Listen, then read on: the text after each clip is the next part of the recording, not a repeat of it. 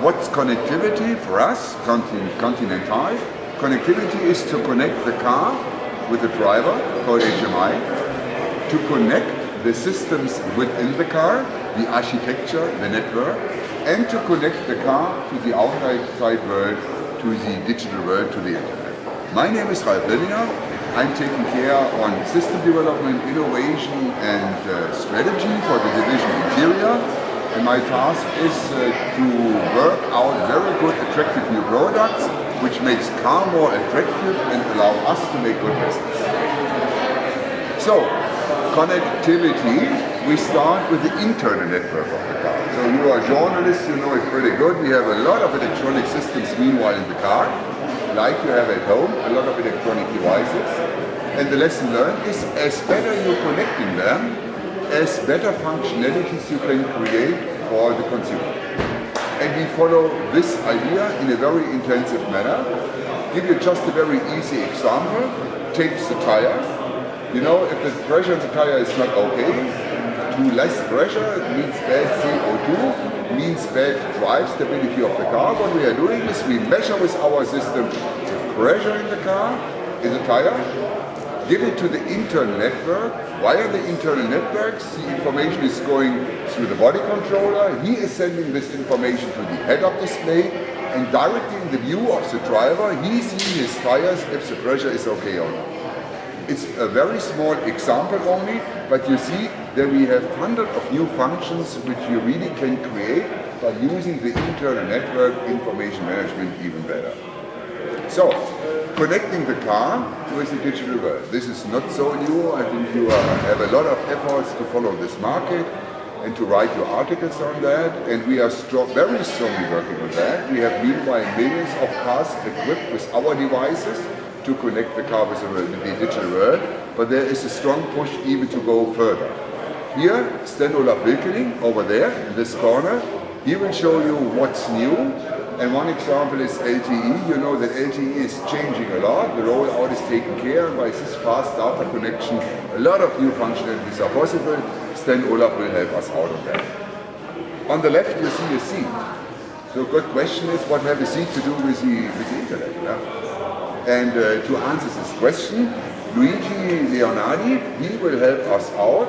Just to give you a hint, if you think on Internet of Everything, you may understand that also a seat may have something to do with the Internet. So, connecting the driver to the car, human-machine interface, a big thing, because clear is, for HMI, the target is to have the right information, at the right point of time, in a distracting-free manner, with a delighting view.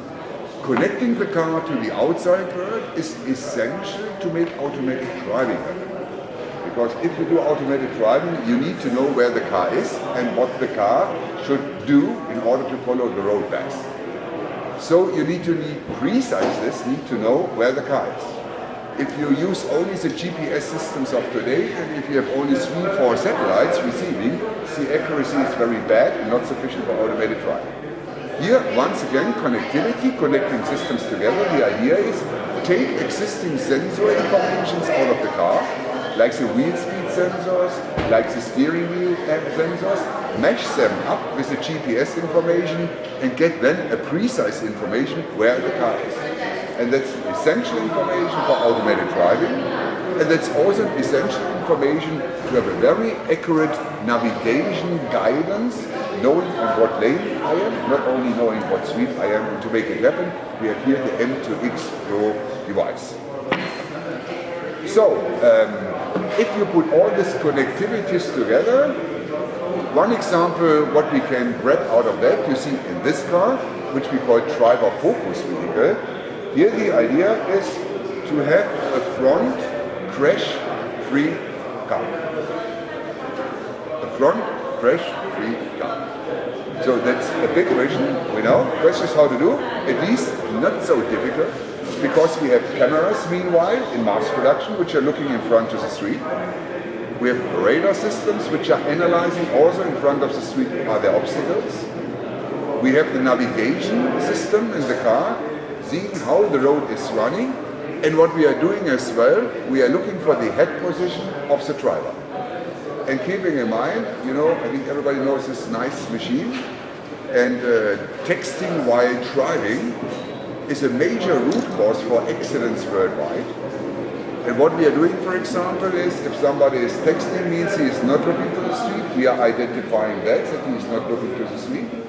We are looking, are there any obstacles in front of the car? Is there a critical situation coming along? What is the route of the street? And all information in the connected network is meshed up together, so that we are then defining a cascade, saying, not good, inform him, just look in front. If it becomes more critical, we are saying, oh, careful, alert. And the third step is, if it comes too late, then we really start automatically braking off the car. And we think with this kind of cascade and mesh up of all kind of information, we are aiming for having a frontal crash-free car. Are done with the key of the car, right? But the key stays with the car. Once I know your seating position and I know the geometry of the car, you can bring your seating position from any vehicle to any other vehicle by simply recalculating that and knowing the geometry of the other car. Right? So you set up your seat once and you're good for the rest of your life. Another thing you can do from a medical perspective, you shouldn't be sitting more than 20 minutes in the same position, right? To avoid the pressure points on your body. Using the timer in your smartphone, you can set a time and have the seat adjust a tiny little bit, half an inch forward, half an inch back every 20 minutes. So you can sit longer and more relaxed during your drive. Going into the seat climatization, typically OEMs give you 3 heat levels or 3 ventilation levels for a specific time. Let's say you're having back pain and it's a warm summer day, you certainly only want to turn on the heat in the backrest, not necessarily the cushion, right? You can do that using a smartphone, you can control it separately. Also, same profile sensor, when you don't like the heating profile given by the OEM, you simply draw a line here, you draw a line for the cushion, and you get your own heating profiles regulated by the smartphone. Okay, lastly on the massage, OEMs are very good at building cars, right? But they're not necessarily physical therapists. So if you're having a back pain issue, you can bring the smartphone to your doctor. He can just tap the air cells that he needs with the intensity and the duration. He thinks it's right for you. You store it in your phone. Right after the doctor, you go down to your vehicle, you start your massage. Too hard for you? Okay. Like it? Now, the best part about this is these are all standard components as they are produced and built today. The complete smarts and widgets are in the phone. So technically, the OEMs could introduce this today at no additional cost. I mean, absolutely not a single thing. Which in fact, the fact that the phone can better than correct. And it gives you so much more information that's accessible to you that you can use to generate more function. Here's a very, very experimental feature. when you're thinking about GPS navigation, you're getting this voice every 20 seconds telling you a turn is coming up in 300 meters, a turn is coming up in 200 meters, and so forth, right? I find that very annoying. So what I do is I turn off the volume, and then I miss my turn. You could use your smartphone with the air sense and the side support to simply tap you on the left side or right side of the shoulder, right? This way, it's not distracting to the passengers. The kids can still play in the car and listen to their music, and you're getting the information that you need from the driver. A lot of people were harmed or maybe dead by driver distraction in traffic. And how do we handle that? This is about our project. So for that we have different components in this car. The first component is watching to the outside. For example, our camera for lane keeping and things like that. And we have our radar watching for other cars. The second component is our driver monitor camera. You see the picture in front of you. Yes. And there you see a mask mapped on your face, and with that we are able to calculate the direction where the driver is looking to. The third component is our LED strip, the whole round of the car. You can see it here. And with this LED strip, we want to direct the driver's view back to the road in case of driver distraction.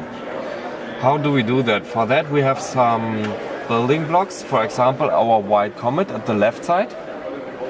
This white comet starts where the driver is looking to and ends where the dangerous situation is. So the driver now is following this comet and is looking back to the street. The dangerous area is marked by this wall. And if in this dangerous area there's a really critical situation, then we have this red flashing wall. The red flashing wall means, okay, please react immediately. So press brake or turn left or something like that. So for that we prepared some use cases. For example, our forward collision warning. We have here a car on the same lane, and now it's a critical situation. Please press brake or turn left, and that's why we warn. But what if the driver is distracted, so not watching at the front side? So, for example, to the right side, please try that. Then you get a comet directing you to the front, and then you get the warning. So we have here an adaptive warning system for driver distraction. The same works with the left side. So if you want to try, now the video starts again. Just a second. So now you get the comet at first, directing you to the front, and then the warning. Another use case is our lane departure warning. The lane departure warning, the problem is most of the drivers switch it off because they are warned too often. For example, they cross the lane without the indicator, then they get warned, but they don't want that. And with our system, we are adaptive. Depends on the driver's view direction. So if you're looking to the right, you get the warning. If you're looking to the left, you get the warning, but not when you're looking to the front, because you pay attention to the road. So now we have here a really adaptive warning system, which not warned too often. It's working. So, and I'm doing nothing. It's just your view. Just a question. The lighting system around, is the best choice to have the lights on this, or should be better to have the lights It's working. on this corner for the driver? Do you have any questions? It depends a little bit on the No? Not really. It's very impressive. This is the prototype of Continental, and we developed Well, I have one question. Which technology you use to detect my eyes? This is an algorithm which is watching for the chin and for the eyes and for the nose and detecting the face position. And in further steps, we will additionally recognize the eye position. So what if you are looking, the head is to the right, but the eyes are to the left? Are you distracted or not? That's the question, and that's why in further steps we will add this eye recognition. But then there's a problem with sunglasses. So in case of sunglasses, we only use the face detection, and without sunglasses, the eye detection. I would like to say welcome to the topic island electrification tailored to fit. What we want to explain to you today is what do we mean, what does it mean, what do we understand by electrification tailored to fit. But before I do that, I would like to give you a little bit an overview of what powertrain is standing for and powertrain is striving for. I can show you this on this slide here. You may have heard this expression, clean power. What does it mean? What do we understand by clean power? There are three goals behind it. We want to make propulsion systems more efficient. This is one thing. We want to contribute to a clean environment. And we want to provide products that help making an engine, a combustion engine, more performing, better performing, drivability and comfort. These are the three goals, and how do we do that? How do we put that into action? We have grouped our business into four so-called solution areas. One solution area is the combustion systems, so that every system's components to make a diesel or a gasoline engine run. The target is here, as I mentioned before, high efficiency. We assume that even in 10 years from now, the gasoline, the diesel engine will be the main source of propulsion in a passenger car. We expect still in 2025 to be around 95%. And this is why this is one of our big focus area. Combined with exhaust after treatment, you all know about Euro 5, Euro 6, Euro 6B, C, left, SULEF, and don't know what. The topic is we have to comply with today's and with future emission regulations.